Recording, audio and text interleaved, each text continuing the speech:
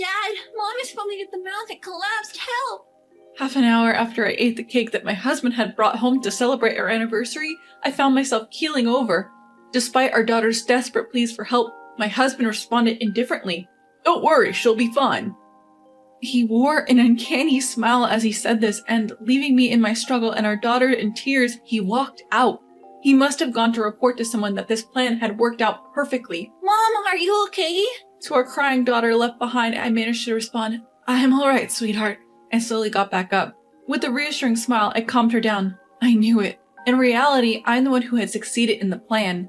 They, who are oblivious to this fact, must now witness their impending hell. I am Mia, a 32-year-old office worker. I live with my 6-year-old daughter, Emma, and my husband, Brian, who is the same age.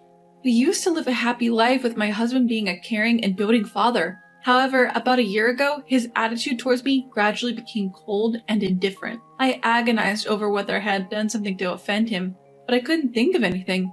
"You really haven't aged, haven't you? Well, you are a 32-year-old hag after all." "That's harsh. You're the same age as me, you know. Your clothes and makeup are old-fashioned and uncool. Can't you dress up more like other people?" I was baffled and hurt by his sudden and baseless criticism. He was not the kind of person who would say such insensitive things. At least, he hadn't been. Back then, I didn't understand what was happening and was simply hurt. Mom is beautiful. Don't talk like that. Emma quickly came to my defense, but Brian just clicked his tongue and left the house. His atrocious behavior wasn't limited to just words. There were many times when he ignored me entirely. Even if I woke up early to prepare lunch, he would get furious if he didn't like the side dishes. "What the? Don't put frozen food in there! You're slacking off." He even had the audacity to throw the lunch I had made into the trash can. "That's awful. I only included one frozen dish. I woke up early to prepare the other side dishes." "Yeah, Mom's cooking is delicious." Emma would always stand up for me, but it seemed like even that annoyed Brian. "Emma might not understand this, but your mom isn't doing her job properly, and that's why I'm advising her." "That's not true. Mom is doing her best. It's Dad who's doing the wrong thing." "Humph. You've got our daughter well manipulated, don't you?" Looking at Brian, who was glaring at me with disgust, I saw no trace of his former kindness. We were a couple who seldom fought, and I was at a loss for what could have caused this change in Brian. There was also another thing that was bothering me. Brian, who was never enthusiastic about work, started coming home late, citing overtime, and even began working on weekends.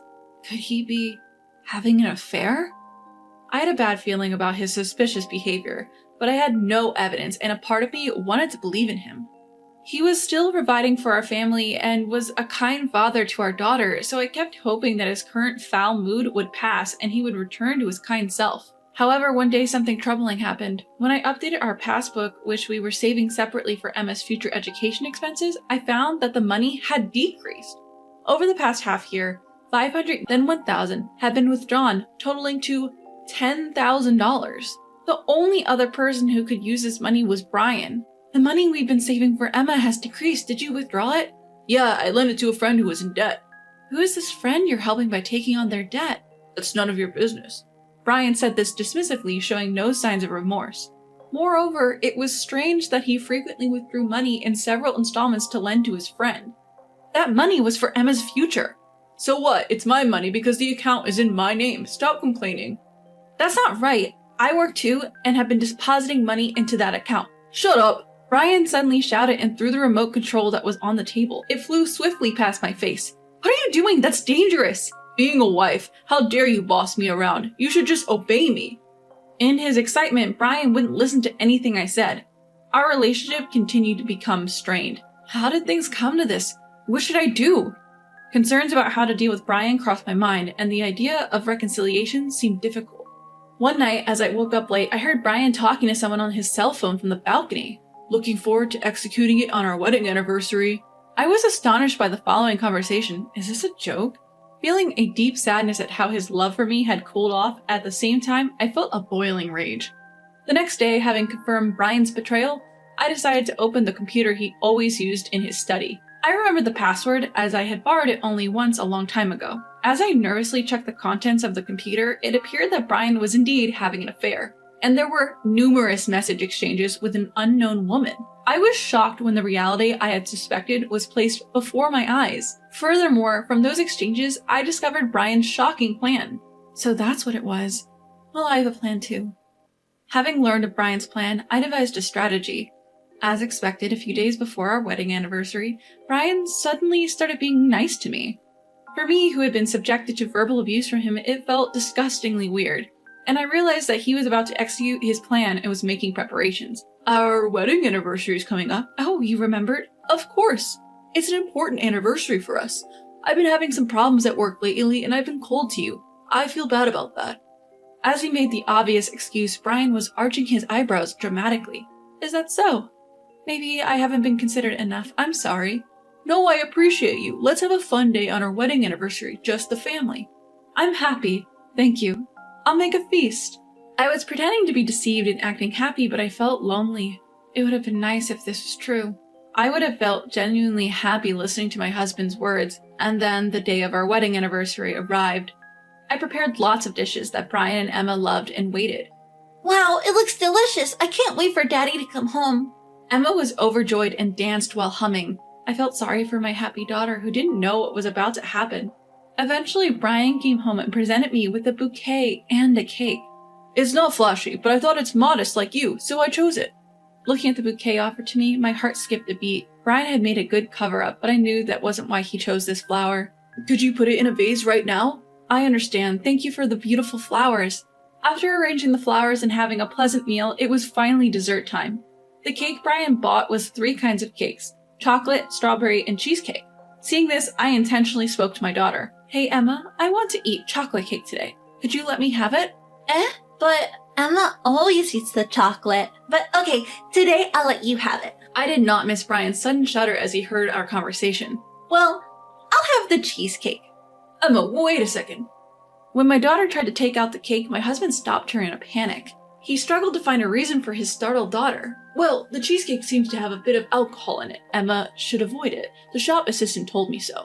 Brian rushed to explain, quickly grabbing the strawberry cake before Emma or I could. His panic was almost comical. You're eating that? Yeah, I love strawberries. Huh, that's news to me, I responded.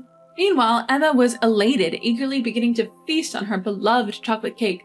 Upon seeing me select the cheesecake, Brian smirked and quickly devoured his portion.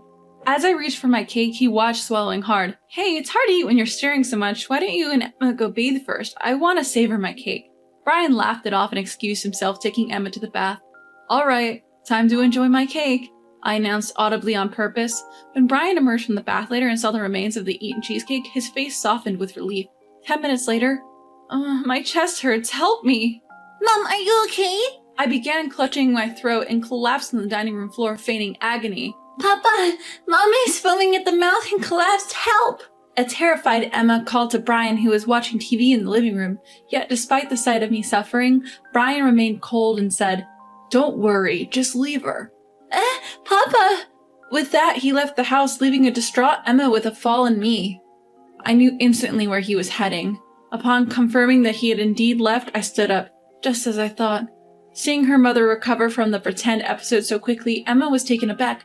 Mom, are you okay? Emma, sorry, it was a prank. With that jest, Emma broke into a mix of laughter and tears. One after I tucked Emma into bed, the sound of the front door opening echoed. When my husband came home, he called my daughter's name to the room where the lights had gone out. Emma, are you there? I brought Mama medicine. It's going to be okay now. From the shadows, I quickly moved behind Brian, tapping his shoulder from behind. What do you mean it's going to be okay? Ah! Brian shrieked in shock, apparently dropping to the floor from the surprise. Why are you still alive? Catching himself, Brian hastily began to make excuses. No, when I saw you collapse, I ran outside to call for help, but there was no one, so I thought I'd go and buy some stomach medicine. I see, how kind of you, right? I'm relieved to see you're feeling better. Seemingly under the impression he had successfully deceived me, his face relaxed. I was not fooled, however. You've got some nerve spewing such lies. So, where's this stomach medicine you bought? Did I forget it at the pharmacy? I could only shake my head at Brian's feeble attempts to lie his way out. And then, I silently pulled out my phone from my pocket and played a recorded audio file. Soon I'll be together with you, and the money will come in. Is that flour really that dangerous? I need to make sure our daughter doesn't accidentally eat it. Listening to this, my husband's face turned ashen. Where did you get this? About 2 weeks ago, you were talking to someone on the phone on the balcony late at night, remember? It was a suspicious conversation, so I immediately recorded it. But you ate the cake. You were foaming at the mouth and fell over. How? Of course, I wouldn't eat it knowing it was poisoned. I just pretended to eat it. I have kept the cake as evidence. The foam was meringue made from egg whites. I held up a cheesecake in a plastic bag to show him.